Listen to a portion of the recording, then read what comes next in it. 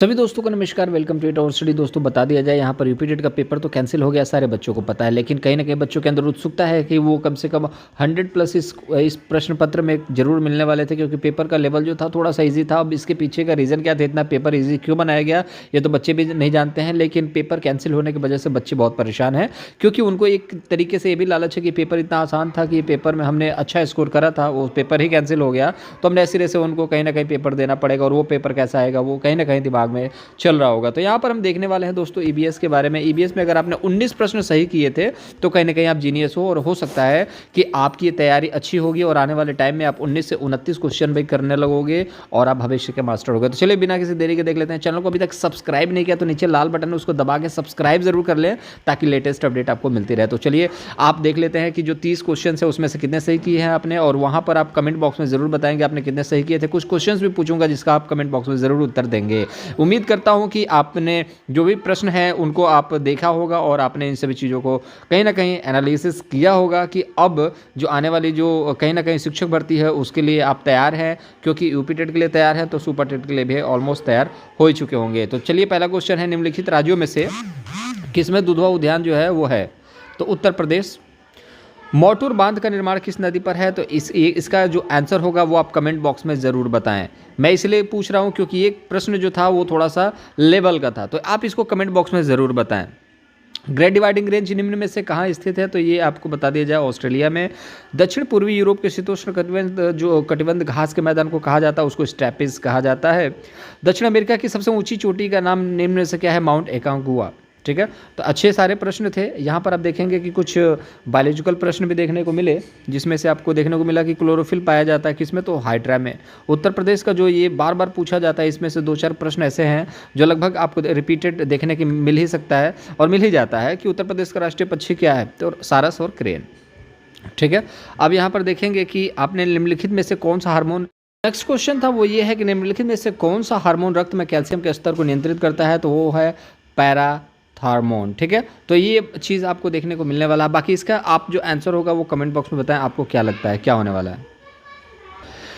फिर एक बहुत आसान सा सवाल देखने को मिला कि ओजोन परत की मोटाई किससे नापी जाती है, तो डॉप्सन से। नाइट्रोजन स्थिरता वाले जीवाणु जो है जीवाणु जड़ों में उपस्थित होते हैं, तो ये उपयुक्त सभी के। फिर यहाँ पर देखेंगे निम्नलिखित में से कौन सा खाने योग्य कवक है, तो यहाँ पर आप देखेंगे एगरिकस। ठीक है, तो एगरिकस जो है वो खाने योग्य कवक यहाँ पर देखने को मिल जाता है। मैग्रोन वन पाए जाते हैं, बहुत आसान सा सवाल है, जो सुंदरवन डेल्टा में पाए जाते हैं। यहाँ पर देखेंगे आवृत बीजी पौधों में निम्नलिखित में से कौन सी संरचना त्रिगुणित है, तो वो बीज पत्र आपको देखने को मिल जाएगा। इसका आंसर आप बाकी कमेंट बॉक्स में जरूर बताएं इसका आंसर क्या होने वाला है। निम्नलिखित में से किस स्कूल में भित्ति लग्न बीजांड से जो बीजांडन्यास पाया जाता है, तो इसका जो आंसर बताया जा रहा है ये है फर्स्ट, ब्रेसिस केसी। आप देखेंगे नेक्स्ट क्वेश्चन की तरफ देखा जाए, थोड़ा सा लेवल थोड़ा सा अच्छा था कि 1906 में मुंबई में भारतीय महिला विश्वविद्यालय की स्थापना किसने किया था, तो इसका डी की कर्वे। तो ये प्रश्न का लेवल जो था वो थोड़ा सा टफ था। ठीक है, क्योंकि मुंबई का प्रश्न यहाँ पर पूछा जाना तो कहीं ना कहीं टफ था। डी के कर्वे पुरी के जो प्रसिद्ध रथ यात्रा संबंधित है, तो यहाँ पर भगवान जगन्नाथ से संबंधित है। यहाँ पर देखेंगे नासिक में कुंभ मेला किस नदी के तट पर लगता है, तो गोदावरी लगता है। संध्या क्या है, अखबार एक है। ठीक है, अखबार पत्र जिसको हम कहते हैं। ठीक है, अब यहाँ पर देखेंगे उत्तर प्रदेश राज्य विधानसभा में कुल जो विधान परिषद में कुल कितने सदस्यों की संख्या होती है, तो 100। राष्ट्रीय ध्वज संहिता कब से प्रभावी हुई, तो ये 2002 26 जनवरी से राष्ट्रीय ध्वज संहिता प्रभावित हुई है।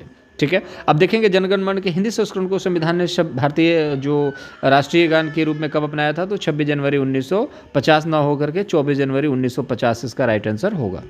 बहुत सारे बच्चों ने वहाँ पर 26 जनवरी के बारे में बात करी थी, नहीं 24 जनवरी होगा। बाकी आप कमेंट बॉक्स में बताएं आपको क्या लगता है। 17वीं लोकसभा के अध्यक्ष का नाम बताएं, तो ओम बिरला है। भारत में अंतर्राज्यीय राज्यीय परिषदों का अध्यक्ष कौन होता है, आप कमेंट बॉक्स में इसका आंसर जरूर देंगे। ठीक है, तो 144 का आप कमेंट बॉक्स में उत्तर जरूर दें। निम्नलिखित में से किसे अपने कर्तव्यों के पालन के लिए भारत के राज्य क्षेत्र के सभी न्यायालयों में सुनवाई का अधिकार है, तो इसका भी आप कमेंट बॉक्स में जरूर आंसर देंगे। ठीक है, तो ये कुछ सवाल थे अच्छे लेवल के जिनका आंसर आप खोजेंगे तभी जाकर के चीज़ें याद होंगी। आप इनसे का आंसर खोजें, क्योंकि यहाँ पर देख लेंगे, ठीक है, अच्छी बात है, आपको नॉलेज मिलता है, लेकिन यहाँ पर अगर आप इसको नेट पर या कहीं भी बुक्स में खोजते हैं तो ये आपके दिमाग में छप जाएगा। चैनल को अभी तक सब्सक्राइब नहीं किया तो नीचे लाल बटन इसको दबा के सब्सक्राइब करिएगा, ताकि इसके बाद जो हिंदी का सीरीज आने वाला हो वो हिंदी का सीरीज मिल जाए, फिर उसके बाद मैथ का है, फिर उसके बाद संस्कृत का है। तो इस तरीके के सारे प्रश्न हैं, आप उनको बताएं कि आप कितना कर सकते थे, कितना अच्छा स्कोर आने वाला था। आपके 5-7 मिनट तो जरूर जाएंगे, लेकिन कहीं ना कहीं आप इन सभी चीज़ों से मोटिवेट होंगे कि आपने इस पेपर में इतना क्वेश्चंस करा था। अब देखेंगे वह जिला जहां गंगा नदी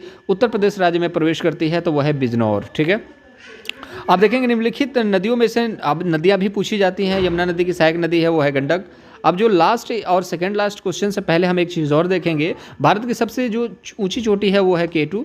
ठीक है, वह पठार जो ऑस्ट्रेलिया में स्थित है किमरले, और जो यहाँ पर उत्तर प्रदेश का वह जिला जो बुंदेलखंड पठार का भाग नहीं है, तो मिर्ज़ापुर, कौन नहीं जानता, तो इसका जो राइट आंसर होगा वो मिर्ज़ापुर होगा। तो ये थी अपनी जो सीट जो आपका EVS था जिसको हमने रिवाइज करा।